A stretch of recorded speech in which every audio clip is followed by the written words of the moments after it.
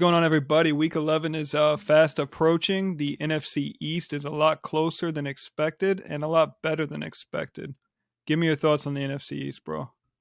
Man, who'd expected this, man? Like, I believe I seen a stat that was like pretty much the highest winning percentage of all time up until this point for any division, man. And if you had told me that going Yeah. into the year, man, it's a tough division. Like, just to see the Eagles going down to the Commanders last night, man. And I thought the Eagles was a team that, I felt like they had an easy schedule. I still feel like they're a good team, but shout out to the Commanders, bro. Since Taylor Heineke has been in there, they've been a good ball club, man. They look like they got a nice formula there. As a Cowboy fan, I would hope that Carson Wentz is back in there by the time we play them. But they Right. look like a good team. They got Chase Young coming back this week. The Giants are still doing Giants things over there, man. It's getting cold. We'll see them, soon and on Thanksgiving, man. But man, tough division stuff. Is it the best in the league? Way tougher than NFC Beast? That's what we saying? NFC Beast. It's either that or the AFC Beast. Hey, look. Hey. Looking good, man. But no, it is crazy to see Washington beat Philadelphia. We've been talking for weeks now that Philadelphia is a very beatable team. These teams, they get up so quick on you that these teams have been in the run, but you can run on this team. They just had taken the least rush attempts on defense throughout the year, considering the big leads they were putting up in the first half. They had the best second quarter offense in the league. So Ron Rivera showed up and said, fuck that. And ran the ball 46, 47 times last night. And that would be the formula, like you said, they get up so big on these teams that you can't get them out of their run packages and all the things that they do well. So if a team ever get up on them more than 7 or, actually force Jalen Hurts to throw, I think a lot of teams have kind of just sit back this weekend and realize, they're very beatable, but like the Cowboys, they look very vulnerable themselves, man. So, but in general, the whole landscape of the NFC East, man, they all look good, man. And I don't think all 4 teams will make it into the playoffs because obviously they got to play each other. They'll beat up on each other a little bit, man. I think in general, man, I don't know how this thing will shake out. Like we lose, we're 6-3. You got the Commanders who, if they win next week, they're right behind Dallas. Let's say that the Eagles lose to Indianapolis, and then we playing the Giants for Thanksgiving. Man, this thing can get crazy fast. So, but all teams look good, man. All teams look good, and that is very surprising. Any one of these teams can end up winning the division. Philly's got a tough schedule up ahead as far as rushing offenses, but so do we, to be honest. And we're not good against the run. Dallas Cowboys, that is. The Commanders, man, that Taylor Heineke, he just brings a juice, man, that is remarkable. He's not a better quarterback than Carson Wentz. Carson Wentz is a way better arm talent than Taylor Heineke. Heineke's just out there having fun, enjoying the moment, playing some backyard football because he makes some horrible throws. I'm telling you, bro, when I see them putting the chains on and he That's had so a cool, sauce on. I said, look, Wentz, man, hey. I know he back there with the off the fist, in the back. He had to be on that plane. It got to put some doubt in his mind. Like you say, man, since Taylor Heineke has been in there, they've been a better team. Before that, it was making all the excuses for him. It was, Carson Wentz, man, he looks good, man. The offensive line has been terrible. But when Heineke is in there, we haven't heard as much, man. The team just rallies around him. Look, the same thing happened in Philly. You know what I mean? Hey, maybe it's a repeat of history, man. Who knows? No, I heard they made Wentz ride Spirit Airlines home, but the what you call it? I think they're 3-1, or maybe it's 2-1 now under Taylor Heineke, which is remarkable. 4-1. 4-1, even better. Yeah. So, moving off from the NFC East, I do want to talk about the Chicago Bears and what they've accomplished the last couple weeks. They did lose to Detroit. Very close game, division rival. I don't really put too much stock into that. They've made a turn on the offense, and they've basically copied Philadelphia's offense. And if you ask me, like, I think Fields is running it a little better. He's way more athletic, way faster. It's not even the same type of athlete, man. This guy is crazy, man. Seeing Chicago like the first half of the season, right? They was winning. They was winning, but when they was winning those games, I didn't believe in them.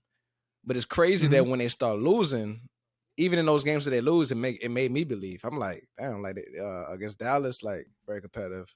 The Packers, you see what they did against Green Bay over there, man, and it's just crazy. Like I always wanted like the direction of this team, like trading a Roquan Smith and getting rid of Robert Quinn, and I think it says a lot that they was willing to get rid of these defensive pieces, and it looks like they're ready to push all chips to the table behind Justin Fields. And honestly, what you should do for your offensive, your weapon, your franchise leader, going to get a Claypool. We haven't quite seen that work out yet, but it just shows that they're all behind them. And even when things kind of look bleak, I think as a franchise, they look like now they finally got some hope and some direction over there. And I root for Justin Fields, man. So I'm glad to see him doing well, honestly. I'm a Fields homer as well. I did hear something, I believe it was Lombardi on the GM Shuffle was saying, throw away Justin Fields year one, throw away the first 3 or 4 games of the year this year. But pretty much under Nagy was trying to make him throw the ball, and that's not what he's that good at. Like, let him get out in space and make stuff happen. So we're really seeing some sort of an emergence. Like, he's not a good quarterback by any means, not yet, and he may never be, but he's the best athlete on the field when he is out there. Yeah, I think he will be, but I mean, we see it a lot with young quarterbacks where it's like you can't expect this guy to just come out dicing teams up, reading everything and doing it in year one. Like, it takes time. Like, even the Patrick Mahomes, I believe people was like kind of confused when he came out, and it was still like year 3. He was like, I still don't know how to read NFL defense. I'm still learning. They like, Patrick Mahomes is still learning. Yes, bro. Like a Lamar Jackson, when they come in but you have to do whatever you got to do to get these guys comfortable. And it doesn't mean he doesn't have the arm talent, because he does. He got a strong arm. Just give him some weapons, give him some time. And right now, this is the perfect thing for his development. And I'm glad they're making it simple for him. You know what I mean? And I agree completely. The rest of the season, they look for their sake. If they continue, the best thing is happening. They're looking good and they're losing. They have their draft picks. This is a good thing, Chicago. You don't want to. I'm not saying it's bad to go into the playoffs, but this year, just continue to do what y'all doing. Y'all look good. The system, everything they plan for their quarterback. The future is bright. I believe they have some of the most cap spaces. Yeah, they're going into the next offseason. They have money to spend. The capital set up for success, man. So way to turn it around over there. Yeah, shouts out to them. Switching over, I do want to talk about the Los Angeles Rams, man. So Stafford, who knows what's going on there? That doesn't seem right. He just seems beat up, man. He hasn't looked right all year. We knew he had the elbow issue coming into the year, and now he's got concussions at home, like from the game that his wife catches. That's kind of crazy. Aaron Donald was already contemplating retirement before the year. They have no draft picks, no depth. Like, their offensive line is horrible. McVay's not running the ball. That's an offensive line they built to run the ball, and they got pass happy with Stafford. So I think the Rams are kind of effed, man. What are your thoughts there? It sucks, man. Like you say, Stafford hasn't looked good. He hasn't looked good. I know when the season started, he had I think it was elbow tendonitis, and you kind of heard about it coming to the season. Then all was quiet. And then this week, I think it was kind of strange that like the game ended, he didn't get in concussion protocol, but then at some point in the week, he ended up in concussion protocols, and we still haven't received like a lot of feedback about what's going on there and whether he'll play this week. But then to lose a Cooper Kupp on top of that, like you say, man, it's some teams right now where, and we could speak about some of them where it's like you at the point of the season, it's the half point, it's the brink where you say, okay, maybe this is not our season, and like you said, maybe we could tank. Bro, they don't have no draft picks, man. Like, no, what, you know what I mean? So this is like the worst situation. What do you do? I don't know what they can do, man. The defense, for all the talent that they have, they're not the best. They're not out here shutting teams down. The offense is non-existent. The offensive line is in shambles. You lose your top weapon. From here on out, you have teams that have stepped up in the 49ers who've made all the moves to be a top contenders league. And then, hey, look, Seattle is, whether we want to say it or not, they playing ball right now. So not even in the conference, but within their own division, they're on the outside looking in. So I think they can go ahead and pack their bags on the season. I ain't saying give up, but it don't look good. They ain't got no choice. Yeah, no, it's crazy because when you say F them picks, I know I've been anti F them picks this whole time, but it just builds a short window. And luckily they made it to the top, man. But eventually you got to come down. I think this is it way sooner than I think anyone expected as well.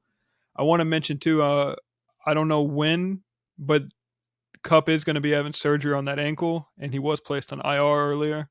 Yeah, he should be out for the season. So if they don't make the playoffs, this week was the last time you seen Cooper Kupp, which is crazy. So hey, if y'all get on the Allen Robinson rocket, the stock market, I'm not hopping on it myself, but they got to find some answers somewhere. But I don't think they got a lot of them. So maybe that defense will step up for them. Absolutely, yeah. That's just a few things that wanted to talk about around the league. If you don't have any other topics to bring up, we can go and wrap things up. What are your thoughts, bro? Yeah, man, it's getting interesting. We're coming down the stretch a little bit, and the top teams lost, man. We looked at the Bills as number one team, the Eagles. We had them in that same ballpark. We thought Dallas was up there. Most people had them in the top 4, top 5. All those teams lost. You got the Minnesota Vikings who's showing up. So, man, who's the best team in this league? We don't know. I think this year, man, we here for a while, right? I think it's completely open, and I might have to go into Vegas and put some bets in, man. Get a couple dark horses in, man. But I appreciate y'all.